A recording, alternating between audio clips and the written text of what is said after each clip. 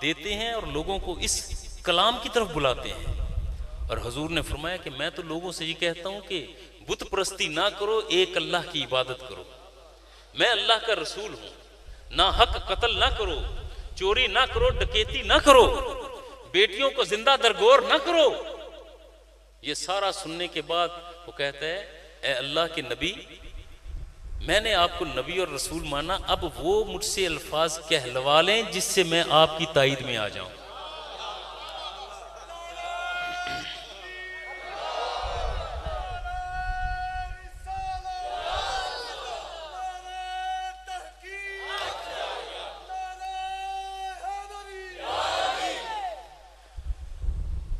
और ये दास्तान, ये रवायत बड़ी मजबूत रवायत।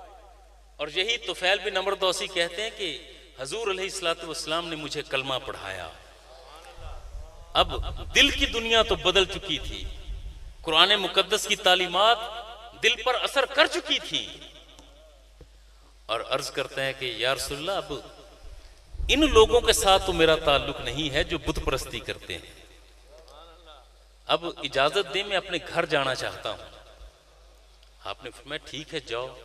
साथ अर्ज करता है कि या रसूलल्लाह, मुझे ये भी इजाजत दें कि जिस काम की तरफ आप बुला रहे हैं, तबलीग कर रहे हैं, क्या इसी की तरफ मैं लोगों को बुला लूं?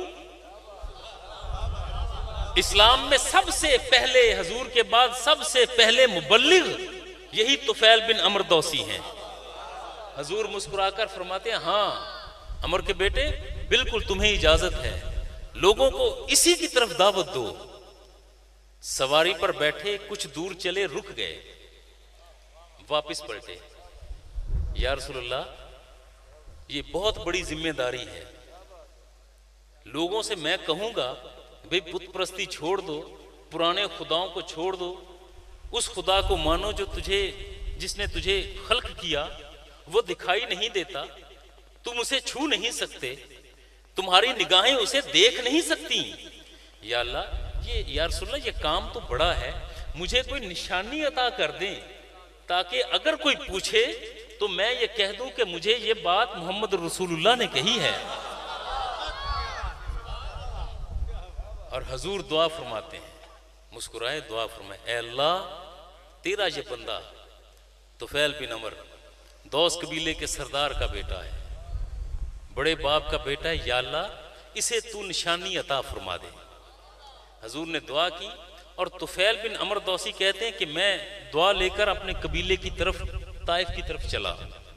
रास्ते में रात हो गई, एक मंजिल की दूरी पर मेरा कबीला था। जो ही रात अंधेरी हुई तो मैंने देखा, महसूस किया कि एक नूर की शुआ मेरे माथे से निकलती है और माहौल को नूर मुनव्वर कर रही है। पहले तो ऐसा ना था। फरमाते हैं कि जिस तरफ मैं चेहरा करता वो इधर रोशनी हो जाती।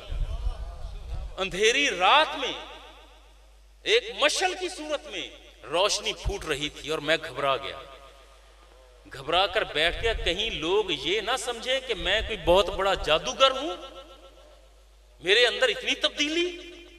मैंने दुआ की, ऐ मोहम्मद के रब, ऐ अल्लाह, इसी निशानी को मेरे बदन में किसी और जगह मुंतकिल कर दे। और वो तुफैल फरमाते हैं कि फिर ये रोशनी जो माथे से निकल रही थी घूमती हुई आई और मेरे पहलू पे आकर टिक गई, रुक गई।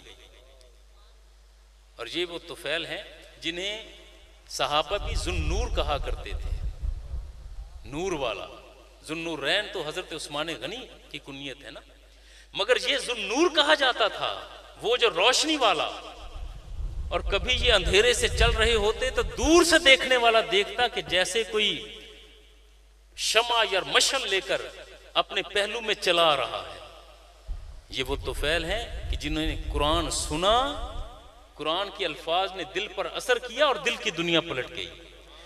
कुफार आज के डरते हैं, घबराते हैं, परेशान होते हैं तो फकत इसलिए कि भाई ये दीन आया तो बाद में है, कहीं बाद में।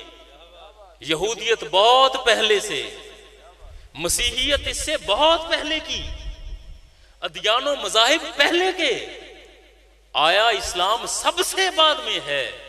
मगर इसकी बरकरफ्तारी ऐसी कि लोग जूक दर जूक इस्लाम में दाखिल हो रहे हैं, इस बात से डरते हैं। और इस्लाम के अंदर जिंदगी गुजारने के जो तरीके और सलीके मौजूद हैं, जुल्म के सामने डट जाने के जो असूल और कवायद मौजूद हैं, यूरोप डरता है तो इससे डरता है, घबराता है तो इससे घबराता है। अब कुरान के जवाब में उनके पास क्या तरतीब है?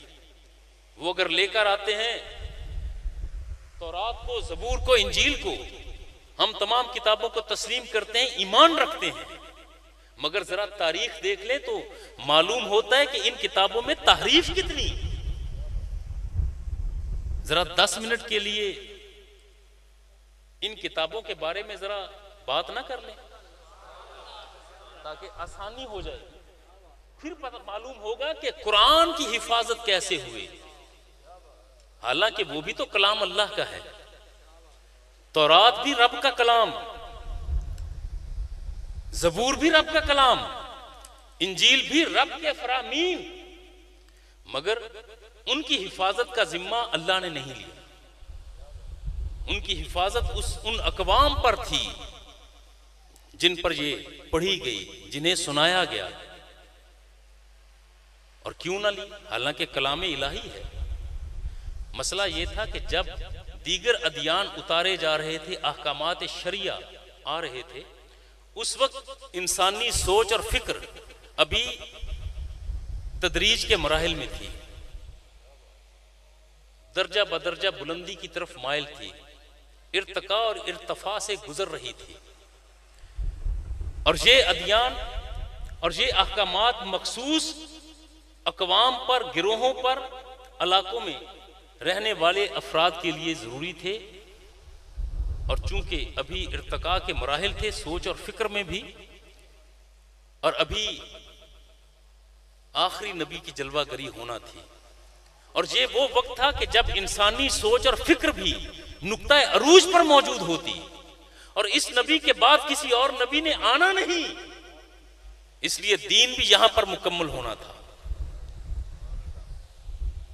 और इल्हामी कुतुब हैं कितनी, आगाज यहां से कर लेते हैं। हमने पढ़ा, आपने जाना कि 4 किताबें हैं, तौरात, ज़बूर, इंजील और कुरान मुकद्दस। ये पढ़ा।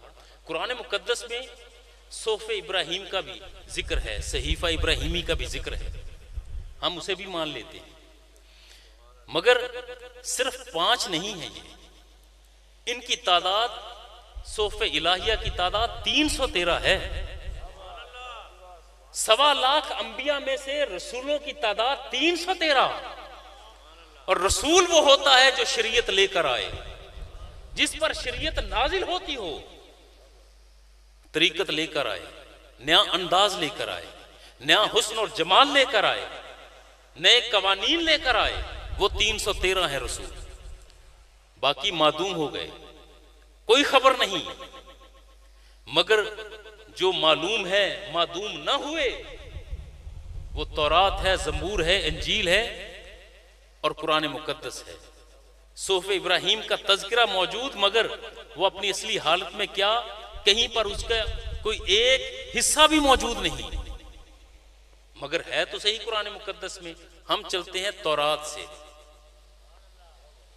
क्या तौरात मिन्नो अन जिस तरह कंदा शुदा हालत में अता की गई थी मूसा कलीमुल्लाह को, क्या उसी हालत में आज भी है? हजरत मूसा कलीमुल्लाह जब बनी इस्राइल को लेकर फिरौन के चुंगल से बचते हुए बहरे कुलज़म को पार करते हैं, यहां पहुंचकर कुछ देर क़याम किया। ये वो मकाम था जहां मन्नो सलवा उतरता था। लोग जो कैदो बंद की सोबतें बर्दाश्त करते थे, यहां पर आकर पुरसकून हो गए। मन्नो सलवा उतर रहा है और ये तनावल करते जा रहे हैं। एक दिन कहने लगे, ए मूसा, हमने देखा है कि वो बुत बनाकर, खुदा बनाकर उसकी परस्तिश कर रहे हैं, तू हमें भी कोई खुदा बना दे कि हम उसके सामने भी सजदा करें।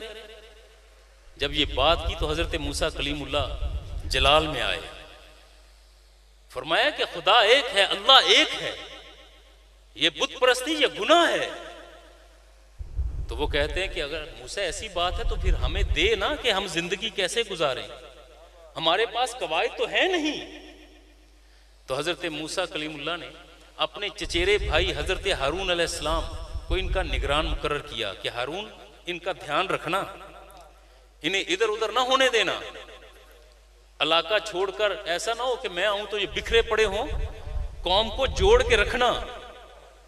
मैं जाता हूं और जाकर रब की बारगाह में इल्तिजाएं करता हूं।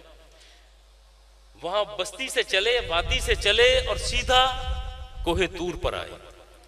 40 दिन क़याम किया, रोजा रखे दिन को, शब बेदारी होती। 40 दिन के बाद अब यहां पर तौरात अता की गई। ये 10 अलवाह थी जिन पर बाकायदा तौर पर अहकामात इलाहिया कंधा थे। ये 10 की 10 अलवाह लेकर हजरत मूसा अलैहिस्सलाम कंधों पर उठाई और 10 तख्तियों को, अलवाह को, पत्थर की थी, लेकर सीधा